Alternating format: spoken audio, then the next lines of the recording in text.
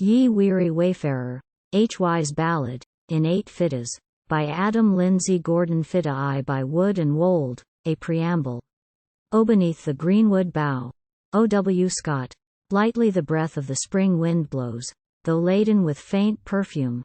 ĺTis the fragrance rare that the bushman knows, the scent of the wattle bloom. 2/3 of our journey, at least, are done, old horse. Let us take a spell in the shade from the glare of the noonday sun. Thus far we have travelled well. Your bridle Ill slip, your saddle ungirth, and lay them beside this log, for you'll roll in that track of reddish earth, and shake like a water dog. Upon yonder rise thereĺs, a clump of trees, their shadows look cool and broad. You can crop the grass as fast as you please, while I stretch my limbs on the sward. ĺTis pleasant, I ween, with a leafy screen o'er the weary head, to lie on the mossy carpet of emerald green, beneath the vault of the azure sky. Thus all alone by the wood and wold, I yield myself once again to the memories old that, like tales fresh told, come flitting across the brain. Fytte II by flood and field, a legend of the Cotswold. ĺTis have saddled 100 milk-white steeds, they have bridled 100 black. O old ballad! Hay turned in his saddle, now follow who dare. I ride for my country, quoth O Lawrence. I remember the lowering wintry morn, and the mist on the Cotswold hills, where I once heard the blast of the huntsman's horn, not far from the 7 rills. Jack Esdale was there, and Hugh St. Clair, Bob Chapman and Andrew Kerr, and Big George Griffiths on Devil Maycare, and Black Tom Oliver. And one who rode on a dark brown steed, clean-jointed, sinewy, spare, with the lean game head of the Blacklock breed, and the resolute eye that loves the lead, and the quarters massive and square, a tower of strength, with a promise of speed. There was Celtic blood in the pair. I remember how merry a start we got, when the red fox broke from the gorse, in a country so deep, with a scent so hot, that the hound could outpace the horse. I remember how few in the front rank youĺll, how endless appeared the tail, on the brown hillside, where we crossed the road, and headed towards the vale. The dark brown steed on the left was there, on the right was a dappled grey, and between the pair, on a chestnut mare, the duffer who writes this lay. What business had this childo there to ride? But little or none at all. Yet I held my own for a while in aught pride that goeth before a fall. Oh, though rashness can hope for but one result, we are heedless when fate draws nigh us, and the maxim holds good, oquam perdere vult deus, dementit prius. Oh, the right-hand man to the left-hand said, as down in the vale we went. Oh, harden your heart like a millstone, Ned, and set your face as flint, solid and tall as the rasping wall that stretches before us yonder. You must have it at speed or not at all. Else better to halt than to ponder, for the stream runs wide on the takeoff side, and washes the clay bank under. Here goes for a pull, ĺTis a madman else ride, and a broken neck if you blunder.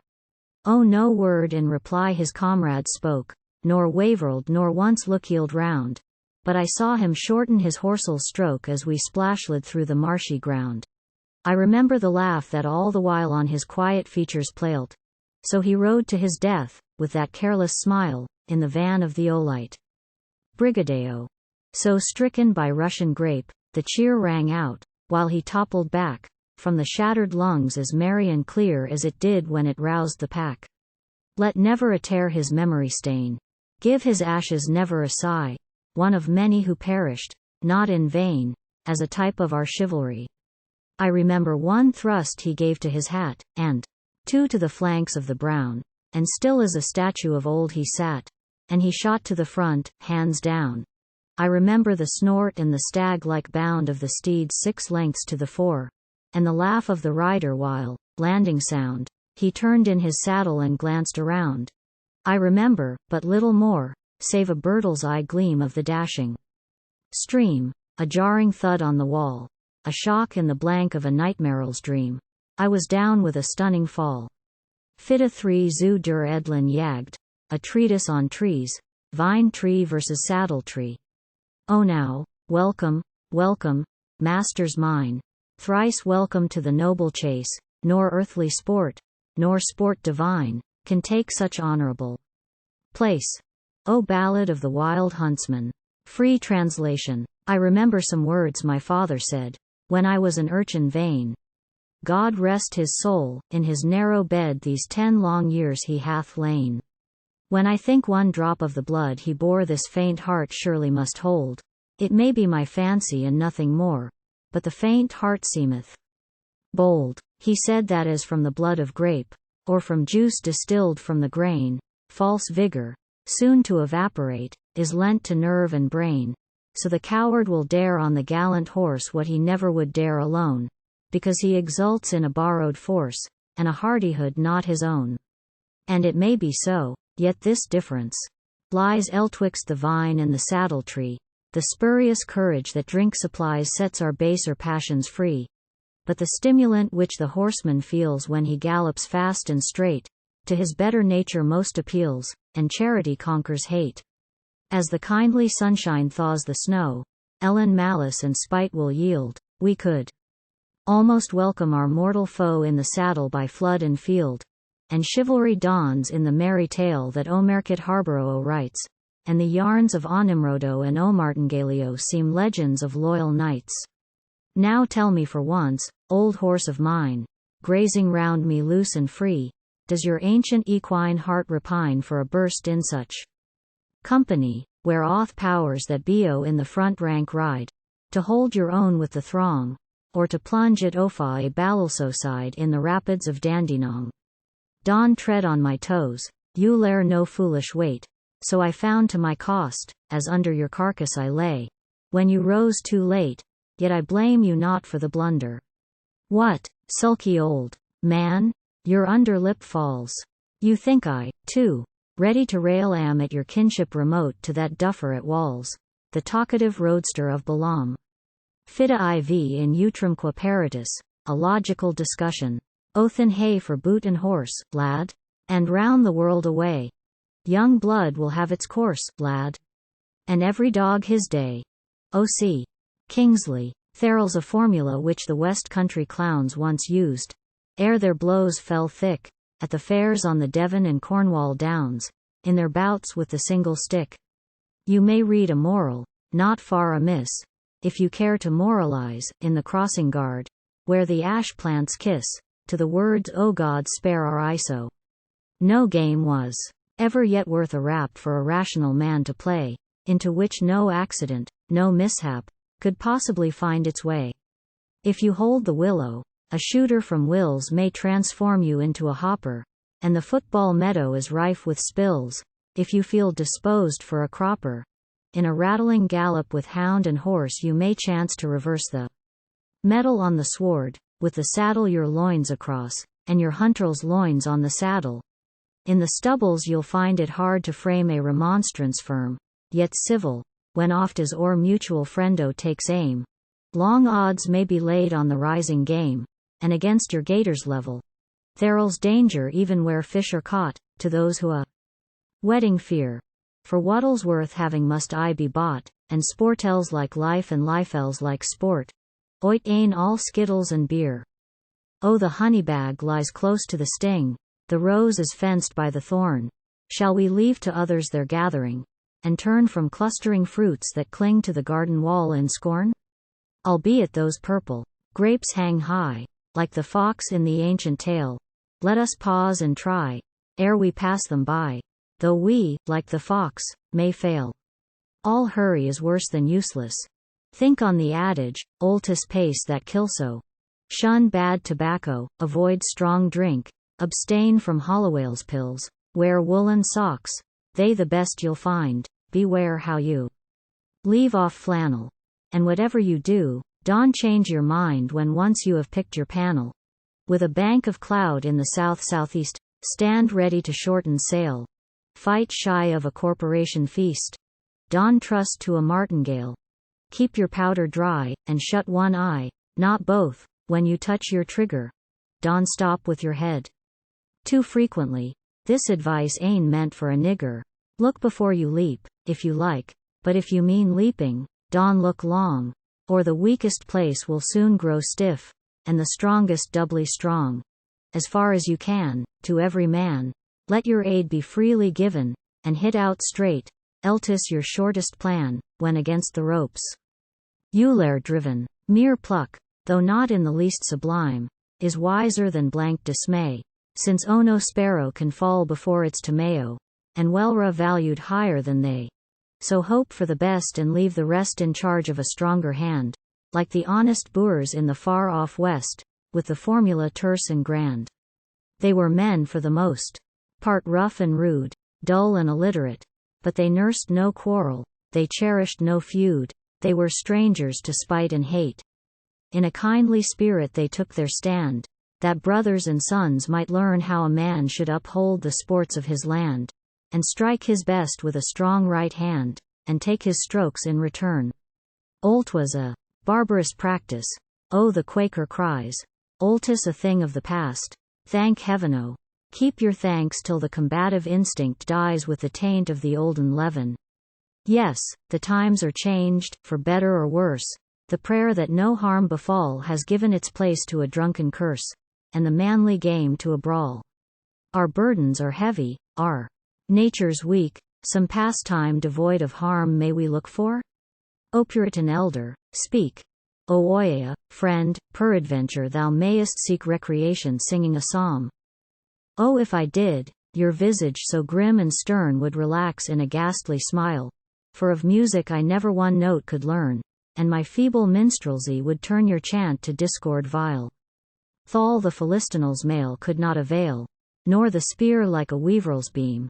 There are episodes yet in the psalmist's tale, to obliterate which his poems fail, which his exploits fail to redeem.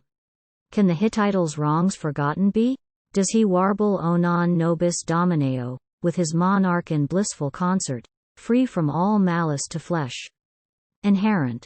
Zeruiel's offspring, who served so well, yet between the horns of the altar fell, does his voice the oquid glorioso swell, or the oquare from Werunto?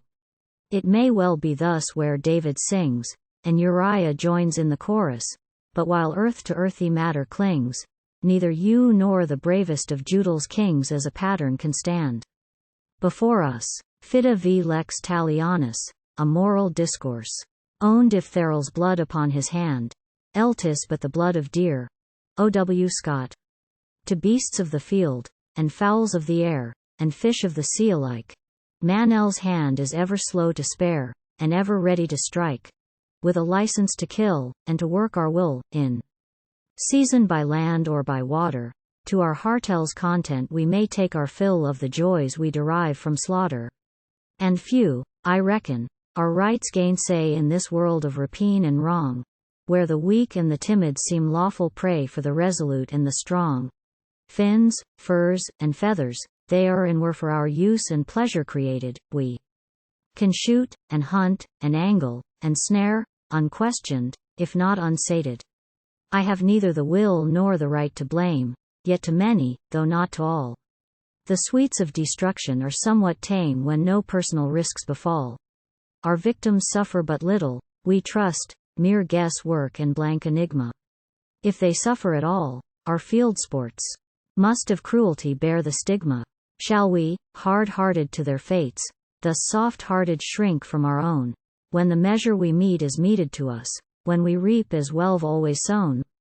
Shall we who for pastime have squandered life, who are styled lords of creation, recoil from our chance of more equal strife, and our risk of retaliation? Though short is the dying pheasant's pain, scant pity you well may spare, and the partridge slain is a triumph vain, and a risk that a child may dare.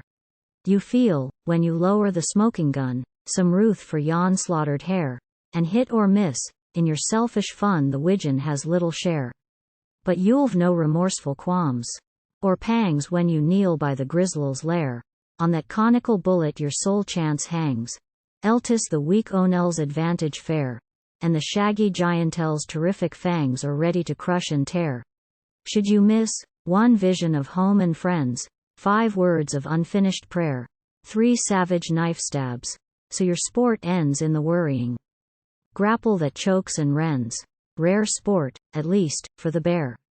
Short shrift, sharp fate, dark doom to dree, hard struggle, though quickly ending. At home or abroad, by land or sea, in peace or war, sore trials must be, and worse may happen to you or to me, for none are secure, and none can flee from a destiny impending. Ah, friend, did you think when the London sank, timber by timber, plank by plank, in a cauldron of boiling surf, how alone at least, with never a flinch, in a rally contested inch by inch, you could fall on the trampled turf? When a livid wall of the sea leaps high, in the lurid light of a leaden sky, and bursts on the quarter railing, while the howling storm gust seems to vie with the crash of splintered beams that fly, yet fails too oft to smother the cry of women and children wailing? Then those who listen in sinking ships to despairing sobs from their loved ôN'els lips, where the green wave thus slowly shatters, may long for the crescent claw that rips the bison into ribbons and strips, and tears the strong elk to tatters. Oh, sundering short of body and breath! Oh, battle and murder and sudden death! Oh, against which the liturgy preaches, by the will of a just, yet a merciful power, less bitter, perchance, in the mystic hour, when the wings of the shadowy angel lower, than man in his blindness teaches. Fytte v Pottersall Clay, an allegorical interlude. Onic propter vitam vivendi per dear causes. Oh, though the pitcher that goes to the sparkling rill too oft gets broken at last, there are scores of others its place to fill when its earth to the earth is cast. Keep that pitcher at home, let it never roam, but lie like a useless clod, yet sooner or later the hour will come when its chips are thrown to the sod. Is it wise, then, say, in the waning day, when the vessel is crackled and old, to cherish the battered Pottersall clay, as though it were virgin gold? Take care of yourself, dull, boorish elf. Though prudent and safe you seem, your pitcher will break on the musty shelf, and mine by the dazzling stream.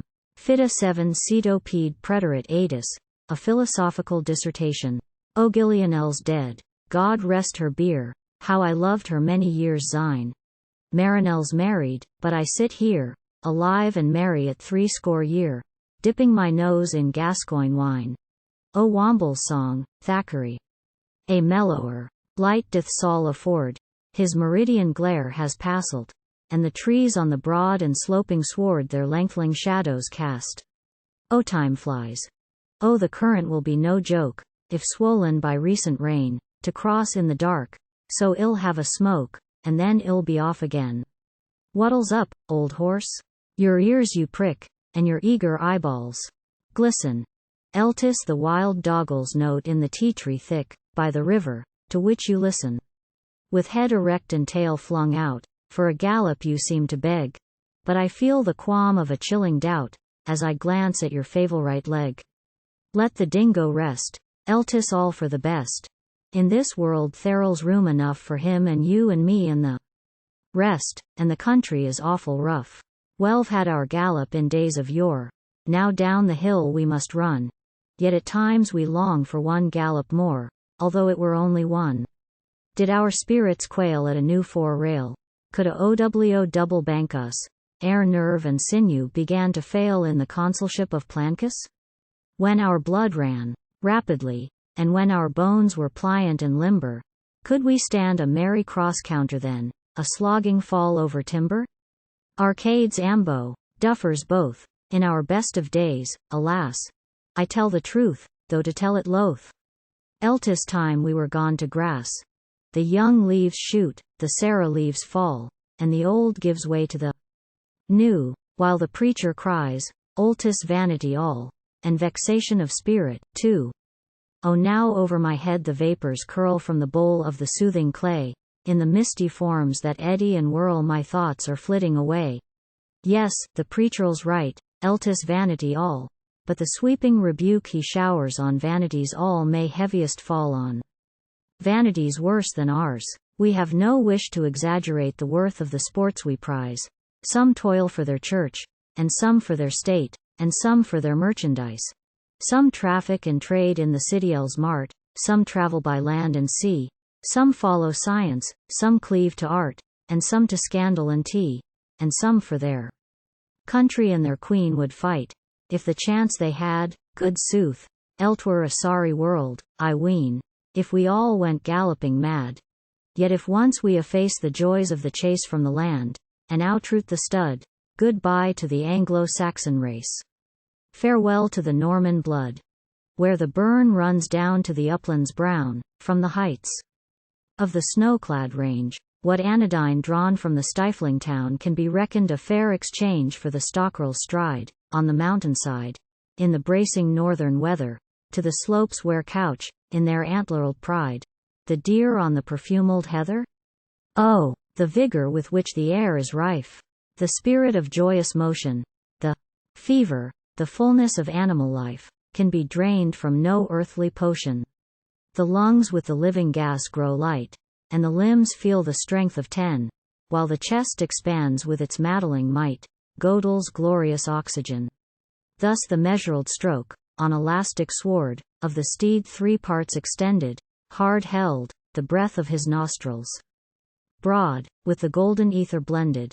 Then the leap, the rise from the springy turf, the rush through the buoyant air, and the light shock landing, the veriest surf is an emperor then and there. Such scenes, sensation in sound and sight, to some undiscovered shore on the current of time's remorseless flight have they swept to return no more, while, like phantoms bright of the fevered night, that have vexed our slumbers of yore, you follow us still in your ghostly might, dead days that have gone before. Vain dreams, again and again retold, must you crowd on the weary brain, till the fingers are cold that entwined of old round foil and trigger and rein, till stalt for aye are the roving feet, till the restless hands are quiet, till the stubborn heart has forgotten to beat, till the hot blood has ceased to riot? In Exeter Hall the saint may chide, the sinner may scoff outright, the bacchanal steepled in the flagonel's tide, or the sensual sybarite. But no Lanel's name will flourish in fame, when our galloping days are past, when we go to the place from whence we came, perchance to find rest at last. Thy riddles grow dark, O drifting cloud, and thy misty shapes grow drear. Thou hangest in the air like a shadowy shroud, but I am of lighter cheer. Though our future lot is a sable blot, though the wise ones of earth will blame us, though our saddles will rot, and our rides be forgot, odem vivimus. O Fytte I finis exoptatus, a metaphysical song. Other'll something in this world amiss shall be unriddled by and by. O Tennyson. Boot and saddle, see, the slanting rays begin to fall, flinging lights and colors flaunting through the shadows tall. Onward, onward, must we travel? When will come the goal? Riddle I may not unravel, cease to vex my soul. Harshly break those peals of laughter from the jays aloft. Can we guess what they cry after? We have heard them oft. Perhaps some strain of rude thanksgiving mingles in their song. Are they glad that they are living? Are they right or wrong? Right. ĺTis joy that makes them call so. Why should they be sad? Certes, we are living also. Shall not we be glad? Onward, onward, must we travel? Is the goal more near? Riddle we may not unravel. Why so dark and drear? Yon small bird his hymn outpouring, on the branch close by, recks not for the kestrel soaring in the nether sky, though the hawk with wings extended poises overhead, motionless as though suspended by a viewless thread. See, he stoops, nay, shooting forward with the Iĺl's flight, swift and straight away to northward sails he out of sight. Onward, onward, thus we travel, comes the goal more nigh? Riddle we may not unravel, who shall make reply? Ha, friend Ephraim, saint or sinner, tell me if you can. Thal we may not judge the inner, by the outer man, yet by girth of broadcloth ample, and by cheeks that shine. Surely you set no example in the fasting line, could you, like yon bird, discovering, fate is close at hand, as the kestrel o'er him hovering, still, as he did, stand? Trusting grandly, singing gaily, confident and calm, not one false note in your daily hymn or weekly psalm. Oft your oily tones are heard in chapel, where you preach, this the everlasting burden of the tale you teach. O or D, our sins are deadly, you alone are healed. O, else not thus their gospel redly saints and martyrs sealed. You had seemed more like a martyr, than you seem to us, to the beasts that caught a Tartar once at Ephesus, rather than the stout apostle of the Gentiles, who, pagan-like, could cuff and wrestle, they'd have chosen you. Yet, I ween, on such occasion, your dissenting voice would have been, in mild persuasion, raised against their choice. Man of peace, and man of merit, pompous, wise, and grave, Ephraim. Is it flesh or spirit you strive most to save? Vain is half this care and caution o'er the earthly shell. We can neither baffle nor shun dark-plumed Azrael. Onward, onward, still we wander, nearer draws the goal. Half the riddles read, we ponder vainly on the whole. Eastward, in the pink horizon, fleecy hillocks shame this dim-ranged dull earth that lies on, tinged with rosy flame. Westward, as a stricken giant stoops his bloody crest, and Thall vanquished, frowns defiant, sinks the sun to rest. Distant, yet approaching quickly, from the shades that lurk, like a black pall gathers thickly, night, when none may work. Soon our restless occupation shall have ceased to be units, in Gödel's vast creation, ciphers. What are we? Onward, onward, oh, faint-hearted. Nearer and more near has the goal drawn since we started, be of better cheer, preacher, all forbearance ask, for all are worthless found. Man must I take man to task for faults while earth goes round. On this dank soil thistles muster, thorns are broadcast sown. Seek not figs where thistles cluster, grapes where thorns have grown. Sun and rain and dew from heaven, light and shade in air, heat and moisture freely given, thorns and thistles share. Vegetation rank and rotten feels the cheering ray. Not uncared for, unforgotten, we, too, have our day. Unforgotten, though we cumber earth we work his will. Shall we sleep through IĺL's long slumber unforgotten still? Onward, onward, toiling ever, weary steps and slow, doubting oft, despairing never, to the goal we go. Hark! The bells on distant cattle waft across the range. Through the golden tufted wattle, music low and strange. Like the marriage peal of fairies comes the tinkling sound, or like chimes of sweet St. Maryl's on far English ground. How my courser champs the snaffle, and with nostril spread, snorts and scarcely seems to ruffle fern leaves with his tread. Cool and pleasant on his haunches blows the evening breeze, through the overhanging branches of the wattle trees. Onward, to the southern ocean, glides the breath of spring. Onward, with a dreary motion, I, too, glide and sing. Forward, forward, still we wander. Tinted hills that lie in the red horizon yonder, is the goal so nigh? Whisper, spring wind, softly singing, whisper in my ear. Respite and nepenthe bringing, can the goal be near? Laden with the dew of vespers, from the fragrant sky, in my ear the wind that whispers seems to make reply. O question not, but live and labor till yon goal be won, helping every feeble neighbor, seeking help from none. Life is mostly froth and bubble, two things stand like stone, kindness in another's trouble, courage in your own. O courage, comrades, this is certain, all is for the best, there are lights behind the curtain. Gentiles, let us rest. As the smoke rack veers to seaward, from off ancient Cleo, with its moral drifting leeward, ends the wanderer's lay.